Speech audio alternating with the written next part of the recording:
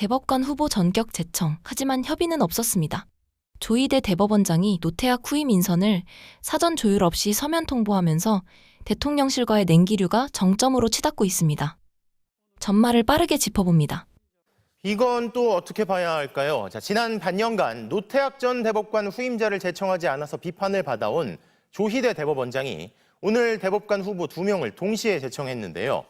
언뜻 보면 공석 사태가 해소된 것만 드러나는데, 자, 그런데 대법원이 이번엔 대통령실과 의견 조율을 해서 후보자를 제청하는 관례를 거치지 않은 걸로 파악됐습니다.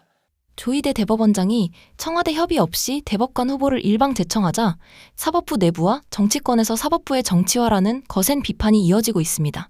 다음 영상 보시겠습니다. 이제 그런 와중에 사법부의 최고의 수장 조희대는 저는 화가 나는 게 아니라 좀 무섭습니다.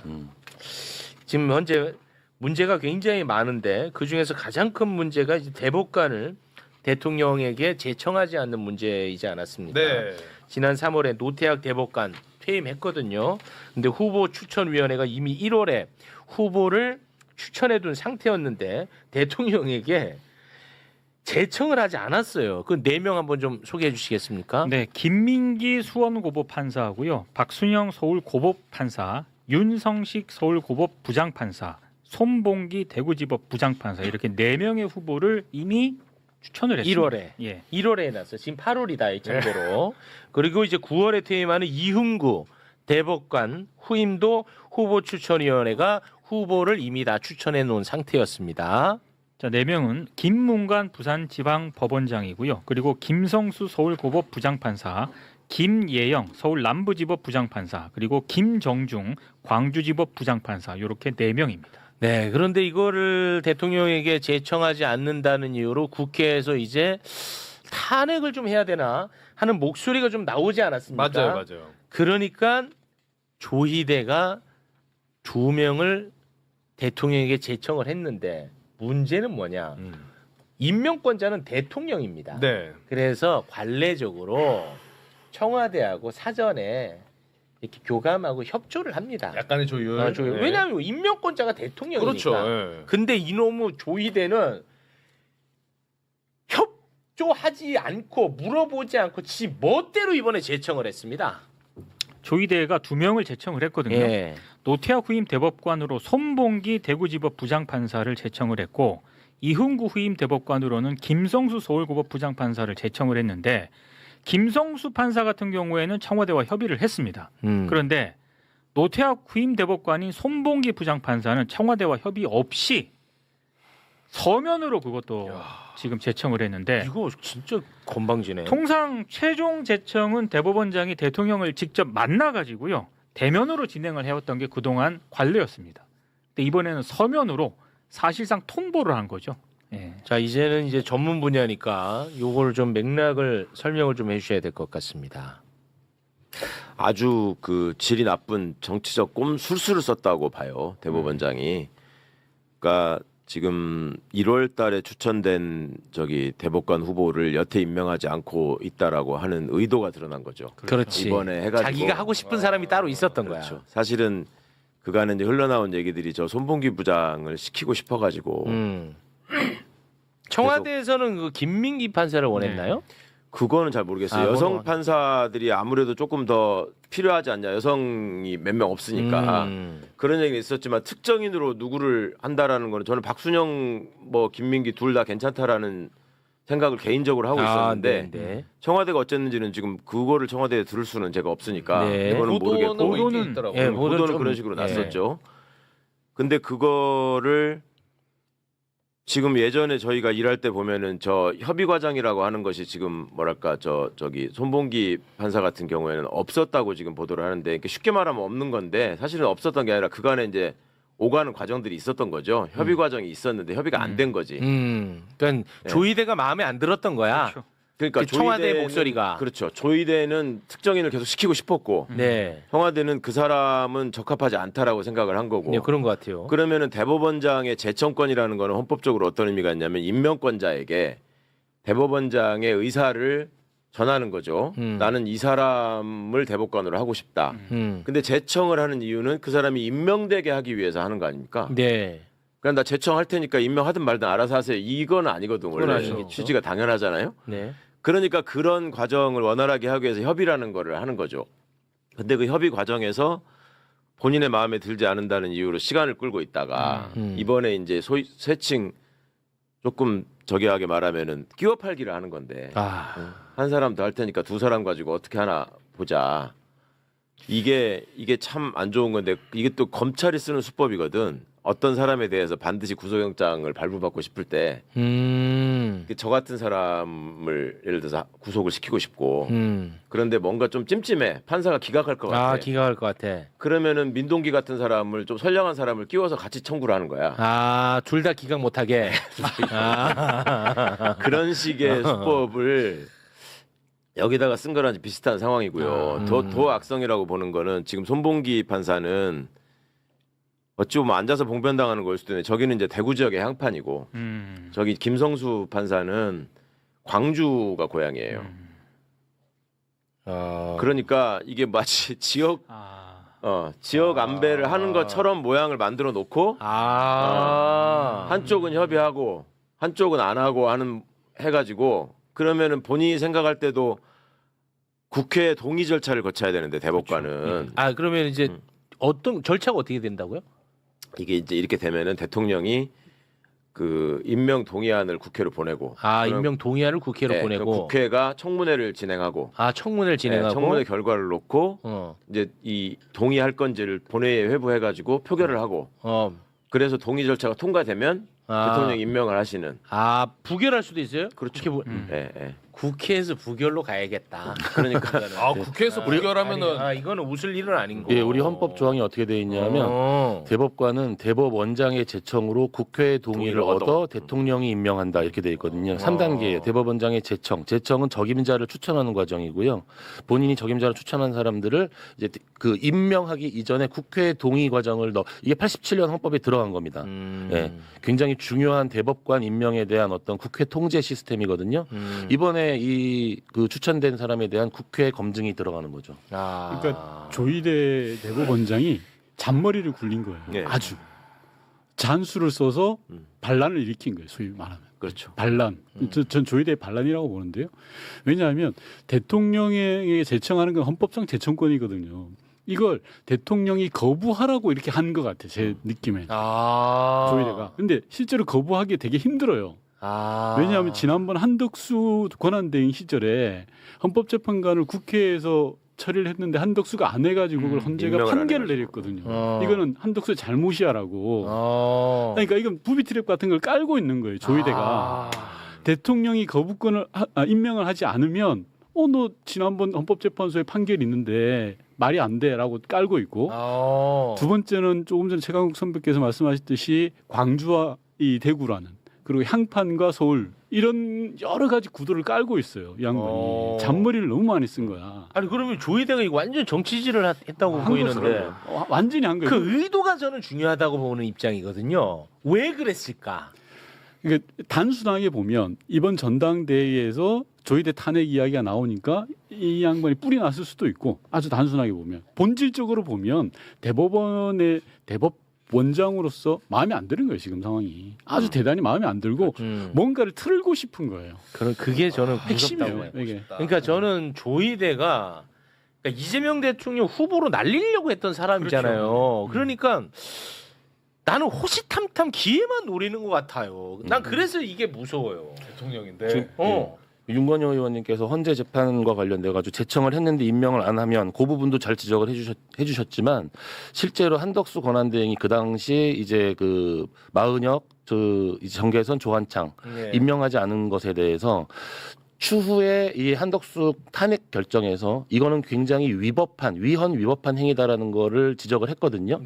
지금 8월에 이르러서야 지금 노태학 대법관 후임을 그러니까 제청을 했잖아요. 제청을 했지만 기존에 7개월 동안 제청하지 않은 그 위헌 위법성은 치유되지 않습니다.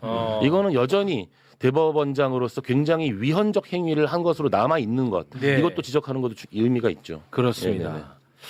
아니 그 임명을 한다는 말에 오해가 있을 수 있어서 그러는데 중간에 국회 동의 절차가 있기 때문에 정확히 말하면 대통령에다 제청을 했는데 임명 동의안을 국회로 안 보낼 수가 있잖아요. 네. 대통령이. 대통령이. 네네. 그러니까 예전에 한덕수나 저 최상목이가 했던 거는 거기에 비유할 수 있는 거고. 근데 이제 국회로 오면 국회가 청문회를 거친 다음에 동의하느냐 마느냐 전적으로 국회의 권한이고 그다음에 국회가 동의를 해서 보냈는데 대통령이 거기서 또 임명을 안 할 수가 있는 거지. 원래는 안 그러는데 윤석열이 때 만들어진 그런 거 얘기하면 처음 봤죠 그때. 두 가지 그게 있는 건데 이 대법관 헌법재판관과 달리 이 국회 동의 절차가 중간에 있기 때문에 이제 국민적인 판단을 받아야 되고 네. 조희대 씨의 입장을 가장 좋은 쪽으로 해석을 해주면 이분이 법원 내에서 이제 가장 고집이 센 판사다. 예전부터 누가요? 조희대가. 네, 아. 그런 평가를 받아왔어요. 그러니까 자기는 윤건영 의원 말씀처럼 지금 정치권의 상황이나 이런 돌아가기 마음에 안 드는 거야. 그리고 나는 사법권 독립을 계속 수호하는 원칙적인 판사야. 자기 생각할 때. 그러니까 네네. 가장 좋은 쪽으로 해석하자면. 네네. 그러니까 나는 헌법상의 제청권을 그냥 행사할 테니까 그러면 그 저기 부동의를 시키든지 거부해 보세요. 말하자면 입법부하고 행정부에다가 공을 던진 거예요. 정치적 파장을 염두에 두고.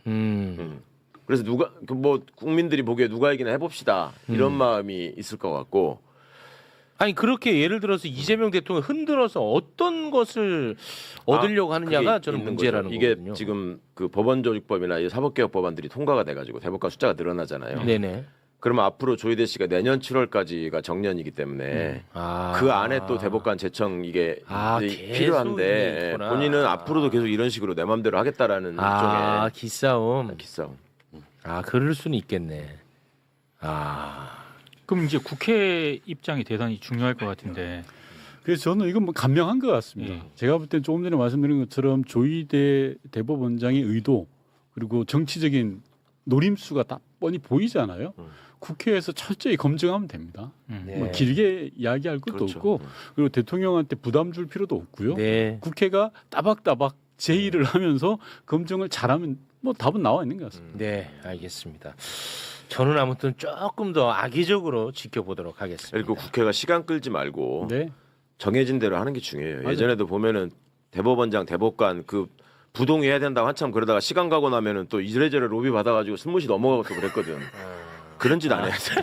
그런 근데 게 있어요. 이제 궁금한 게 이게 만약에 국회에서 동의를 안 했다. 두 사람 중에 한 사람이라도 그러면 다시 절차를 또 밟아야 되는 다시 거잖아요. 밟아야죠. 그렇죠. 새로운 사람으로 네, 다시 다시 제청해야죠. 똑같은 사람은 안 되고. 그렇죠. 다시 밟아요. 그러면 새로운 추천은 새로 받아요. 대법원 전원합의체로 회부된 사건들이 있지 않습니까? 네네. 김건희 건이라든가 뭐 한덕수 건이라든가 그거는 그럼 연기가 되는 거예요? 아니죠. 지금은 없는 공석 상태에서 진행이 되는 거예요. 네. 그 상태에서 할수 왜냐하면 있는데 전원합의체는 우리 법에 대법관의 3분의 2 이상의 출석이 이제 그 아하. 전원합의체 요건이기 때문에 네네. 지금 두 석이 공석이 되더라도 진행이 가능해요. 근데 아하. 그러면은 진행하다가 네. 그 결론이 아직 안 난 상태에서 두 명이 새로 들어오면 네. 그래도 두 명을 배제하고 들어오면은 약간의 시간을 더 그 사람들이 기록 검토를 해야 되니까. 근데 시급한 사건이면 기록 검토를 빨리 할 수 있으니까 그것 자체는 큰 문제는 안 되죠. 조희대 대법원장의 장기가 기록 빨리 보는 거잖아요. 이틀이면 다 봅니다. 뭐 수십만 페이지도 금방 보는데. 그렇습니다. 그러니까 지금 현재는 전원합의체는 그냥 진행은 될 수 있어요. 알겠습니다. 헌법 위에 군림하려는 사법부의 수장, 조희대 대법원장의 사법농단 폐악질을 멈춰 세워야 합니다. 다음 영상 보시겠습니다. 이제는 뭐 아예 희대 대법관 이렇게 얘기가 나오고 있습니다. 조희대 대법원장 관련된 이야기인데, 그러니까 대법관 제청을 서면으로 하고 일방적으로 했다라는 부분에 대해서 청와대가 바로 입장을 내진 않고요. 한 이틀 만에 공식 입장을 냈습니다. 대한민국 헌정사 초유의 유례없는 일방 통보다. 다른 관례와 법률 충분히 검토하겠다 이런 입장을 냈는데 바로 입장이 안 나오고 하루 이틀 있다가 나온 것도 그렇고 또 이런 입장을 낸 부분에 대해서 어떻게 보시는지 이게 법조인들이 보시기에는 좀 더 좀 특별하지 않을까 싶기도 하고요. 그러니까 대단히 이례적인 상황을 대법원이 만들었고 정확하게는 조희대 대법원장이 만든 거고요. 예. 거기에 대해선 단 한 번도 서면 통보는 없었다는 거 아닙니까? 헌법에 대법원장이 제청하고 임명은 대통령이 하는 거예요. 임명권자를 예우하고 사법부의 의견도 다 반영하기 위해서 만나고 조율하고 대면해가지고 결과를 냈었는데 그 절차를 무로 돌리면서 사실상 던지는 이 이례적인 행태. 이게 외부에서 민주당만 비판하는가요? 아니요. 법원 내부에서도 왜 이러지? 이렇게 할 거였으면 지금까지 그러면 왜 이렇게 지연을 했던 거야? 이거 무슨 의도가 있는 거야? 왜 내부 구성원들의 의중과는 다르게 이 대법원의 수장이 가는 거야? 라는 물음표를 던지면서 여기까지 왔기 때문에 정치적인 무고한 해석을 낳는 거예요. 이거 구성을 자기 입맛대로 하려고 했나? 코드 인사하려고 했던 의도인가? 이거 자기 임기도 얼마 안 남은 상황 속에서 이거 무슨 행태인 거지? 여기에 대해서 이제 해명해야 되겠죠. 그래요. 노영희 변호사는 어떻게 보십니까? 이게 노경필 법원행정처장이 국회에 나와서 면담 기회가 없었다 뭐 이런 언급을 했었는데 또 그것도 아니다라는 거 아니에요? 저는 이거 세 가지가 일단 이번에 조희대 대법원장의 태도가 문제라고 생각합니다. 첫 번째 우선 후보의 문제입니다. 우선 김성수 부장에 대해서는 이흥구 대법관 후임으로 이제 하는 건데 별로 시간도 많이 안 됐고, 그다음에 논의도 충분히 됐고, 그다음에 실제 이 김성수 부장의 이 성향이나 이런 걸로 봐가지고는 이흥구라고 하는 사람의 후임으로 그 성향으로 이제 맞는 분이어서 그거는 문제가 안 되는데요. 그렇죠. 손봉기 부장이 문제가 됩니다. 왜냐하면 이게 지금 7개월 정도 있다가 갑자기 전 대법관의 후임이니까요. 그런데다가 지금 원래 청와대 픽은 여성 대법관으로 그다음에 좀 진보적인 성향의 여성 대법관으로 해달라는 얘기였어요. 사실은 이제 그게 맞아요. 왜냐하면은 노태학 대법관 자체가 물론 뭐 아주 진보는 아니었지만 어쨌든 그분도 이제 문재인 대통령 때 이제 임명된 분으로. 그러면 이제 전체적으로 333의 그 대법관 원래 구성하면서 실질적으로 이 법원과 대통령과 국회 이 세 군데에서 사실은 이제 서로 간에 그렇죠. 자기의 그걸 역할을 하는 거잖아요. 근데 그런 측면에서 보자면 첫 번째 임명할 수 있는 그런 대법관이었기 때문에 또 상징적인 의미도 있고 그래서 법원에선 대법관 후보로는 사실은 김민기를 해달라라고 했었어요. 그래서 처음에는 우리는 안 된다라고 했었는데 조희대 대법원장이 이름은 이렇습니다만 여성이시죠. 여성이죠. 그러니까 처음에 안 된다고 했는데 그러다가 나중에 여성으로 해달라 했더니 그럼 박순영과 김민기 둘 중에 하나로 해서 박순영을 하겠다 이래요. 그러니까 정확하게 청와대가 픽하는 분은 싫다는 거예요. 무조건. 그래놓고 이번에 7개월을 버티고서 결국 하더니 지금 선택지가 손봉기하고 김민기 둘이었는데 또 역시 그중에서 손봉기를 한 거예요. 그렇습니다. 그 자체가 일단 한번 끝까지 해보자라는 것밖에 안 되는 거고 두 번째는 타이밍이죠. 하필이면은 전당대회 끝나고 난 다음에 탄핵 얘기 막 나오고 이제 좀 정확하게 뭔가 할 것 같으니까 직무얘기 나오고 그러니까 전당대회 끝나자마자 바로 이제 제청을 했다는 거죠. 그다음에 제청의 방식이 그동안에는 이게 형식적으로 그냥 대통령하고 대면 이게 아닙니다. 상호간에 어느 정도 이제 합의를 이루는 방식으로 대통령 무조건 뭐 네가 올리면 무조건 내가 사인만 할게 이게 아니기 때문에 그렇다면은 이 하는 방식 자체가 합의를 조금 통해서 하는 건데 이번에 정무수석하고 우리는 합의했는데요. 뭐 이런 얘기를 해요. 그러다가 아닌데요. 대통령한테 우리가 만나달라고 했는데 안 만나주는데 뭐 이런 얘기를 하는 거잖아요. 근데 지금 청와대나 이쪽에서 나오는 게 그렇지 않다는 얘기였잖아요. 그럼 전체적으로 후보의 문제, 그 다음에 제청하는 방식의 문제, 그 다음에 시기의 문제가 전부 다 이상하게 된 거죠. 이거는 사실은 약간 몽리죠. 기본적으로. 저는 그래서 이 부분과 관련해 가지고는 분명하게 왜 이런 식으로 했는지. 게다가 지금 서영교 위원장이 정확히 얘기한 바에 따르면 처음에 그 노태학 대법관 후임으로 얘기된 4명에게 전화를 걸어가지고 너 후보 사퇴할래? 그러니까 물론 직접적으로 후보 사퇴 이런 얘기는 안 했지만 우리가 후보 추천을 다시 꾸리려고 한다. 이 얘기는 다 없애고 다시 시작할 거니까 일단은 사퇴해달라 이런 얘기거든요. 그러니까 이거 자체가 사실 있을 수 없는 일이잖아요. 사실 국회에서 나온 그 이야기는 일종의 자백처럼 보이기도 했단 말이죠. 이 노경필 법원행정처장이 그게 문제가 될 거라는 생각을 안 하고 얘기했으면 그게 더 이상한 거잖아요. 사실은 그 법에 있는 것을 법을 어기겠다는 얘기 아닙니까? 그러니까 직권남용 얘기도 나오고. 여기에 지금 여권 법사위원들이 기자회견을 열었습니다. 희대의 이중잣 때다. 그러니까 왜냐하면 윤석열 때 조희대는 어땠는가. 그때 후보 추천부터 제청까지 걸린 시간이 딱 보니까 평균 11일이었다는 겁니다. 그리고 관행을 지켰다. 뭐냐? 윤석열을 직접 독대해서 만나서 그러니까 3번의 만남이 있었고 그 이후에 1년의 과정들을 진행했다. 그러니까 윤석열 때는 이랬는데 이재명 대통령이 되고 나니까 왜 이러는 거냐라는 부분을 짚는 거잖아요. 그러니까 대법원장 검찰 특수부 이런 데가 제왕적, 무소불위 이런 타이틀이 앞에 붙는 때가 있어요. 이게 뭐냐면 권력에 대한 직접적인 인정을 하지 않을 때예요. 지금 이 행태는 우리가 흔히 뭐 쓰는 표현으로 정치의 사법화를 막아야 된다라고 하는데 정확하게 사법의 정치화죠. 이거는 조희대 대법원장이 하는 정치죠 지금. 그러니까 정치 행위이다. 예, 그 노 변호사님이 잘 정리해 주셨지만 이거는 본인들의 의지를 관철시키고 정치적으로 이렇게 하면 니네 곤란할 걸. 우리가 이렇게 하면 니네 만약에 나 탄핵한다 그러면 너희 정치 프레임에 걸릴 걸.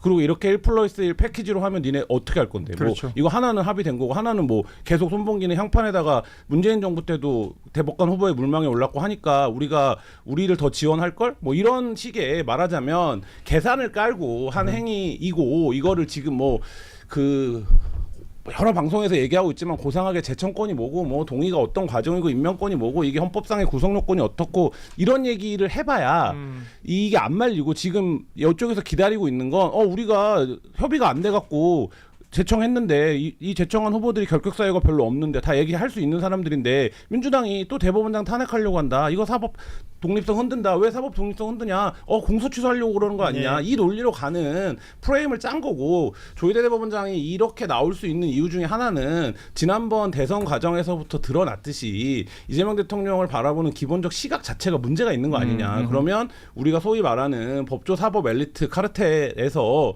대통령에 대한 어떤 불인정 혹은 대통령 권한에 대해서 시비를 걸어도 우리가 우리 쪽이 지원하는 세력들이 충분히 프레임으로 맞서서 싸워줄 수 있다. 뭐 그런 것들이 종합적으로 작용을 해서 지금 벌인 정치행위라고 보고 그래서 예전에 사법부에서 파동이 나면 뭐 4차 사법 파동이다, 5차 사법 파동이다 뭐 이렇게 불렀어요. 저는 이번 사건은 사법부에서 난 1차 정치 파동이라고 봐야 된다라고 봅니다. 그러니까 이건 저희 대법원장이 정치를 하겠다라고 들어온 거고 이렇게 하실 거면 법복을 벗고 하셔야 돼요. 네.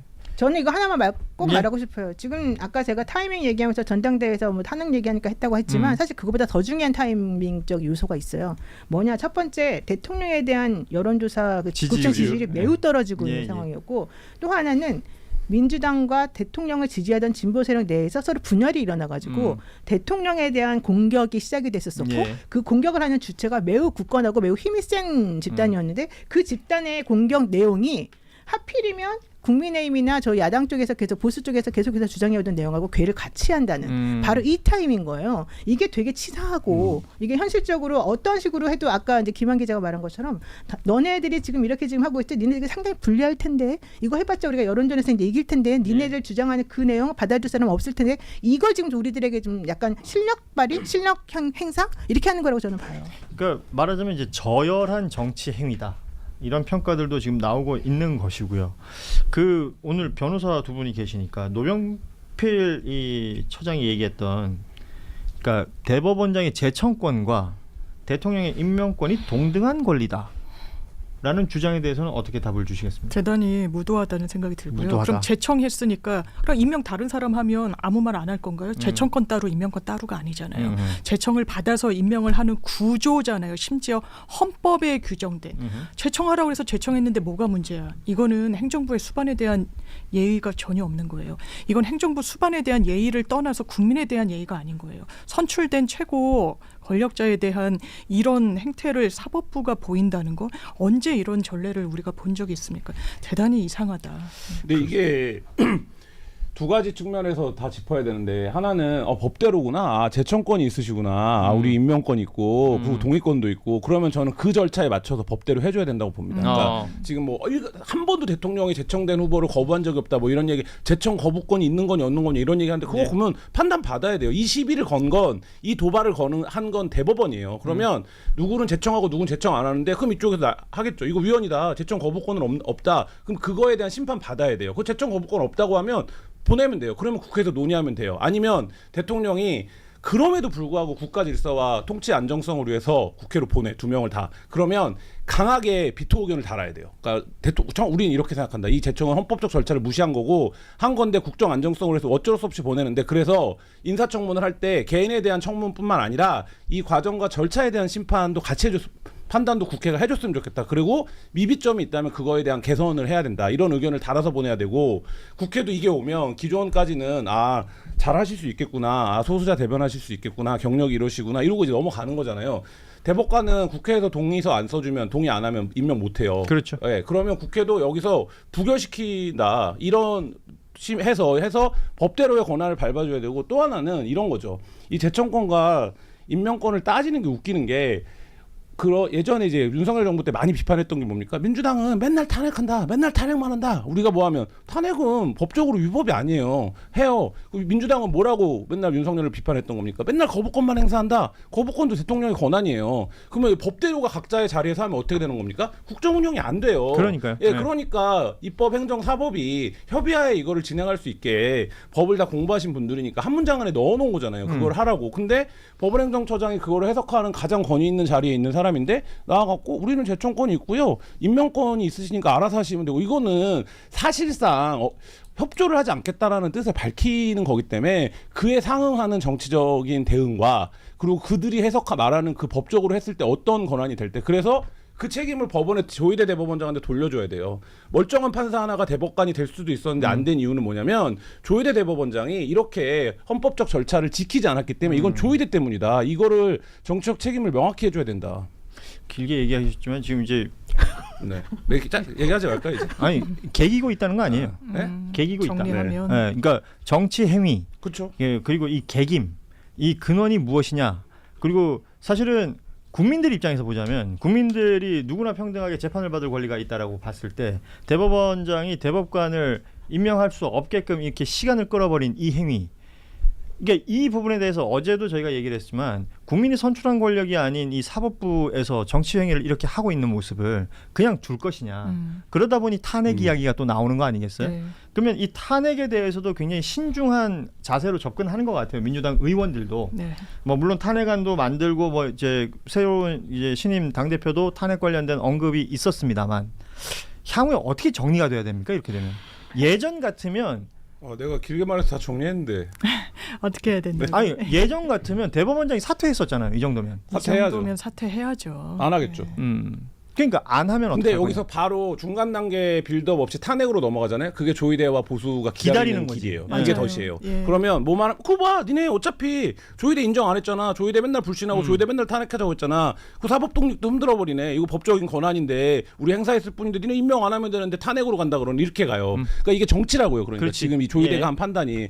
그러니까 민주당도 뭐 이제 김민석 대표도 그 얘기를 했는데 사퇴하라라고 현수막을 바꾸라라고 지시를 한 거잖아요. 그러니까 탄핵으로 궁극적으로 갈 수밖에 없을지도 모르겠어요. 근데 탄핵은 어쨌든 헌법과 법률상의 위반 소지가 명확하게 있어야 되는 건데 지금 그렇지 않다라고 주장하고 있는데도 탄핵을 가면 프레임에 갇히게 돼요. 그러니까 예. 그거 말고 중간 과정에 빌드업이 있어야 된다. 그러니까 저는 이게 되게 아까 타이밍 한 번 더 강조해야 될 타이밍 얘기가 또 하나가 있는데 사실은 이 대법원장이 그동안에 후임 대법관에 대한 제청을 안 하고 있다가 요즘에 갑자기 한 달 사이에 바뀐 게 있어요. 예. 그게 바로 김건희에 대한 전원합의체 판결, 그렇습니다. 예. 윤석열에 대한 전원합의체 판결, 예. 그 다음에 한덕수에 대한 전원합의체 판결, 뭐 누구에 대한 이게 전체적으로 지금 다 거기 올라가 있거든요. 타이밍상.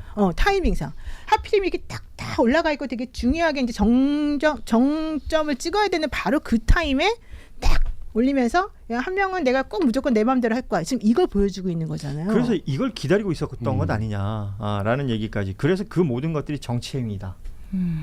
그러면 이게 진짜 나쁘네요. 저열하다라는 표현이 여기서 또 등장하게 되는 건데 이 상황은 지금 아시다시피 이제 국회 법사위 여권 의원들 중심으로 탄핵 이야기와 그 이후 상황들을 지금 만들고 있습니다. 서영교 법사위원장이 기본적으로 탄핵해야 된다고 생각하면서도 국민 공감대 형성을 해나갈 것이다라는 말도 이 부분을 염두에 둔 것이라고 보이고요.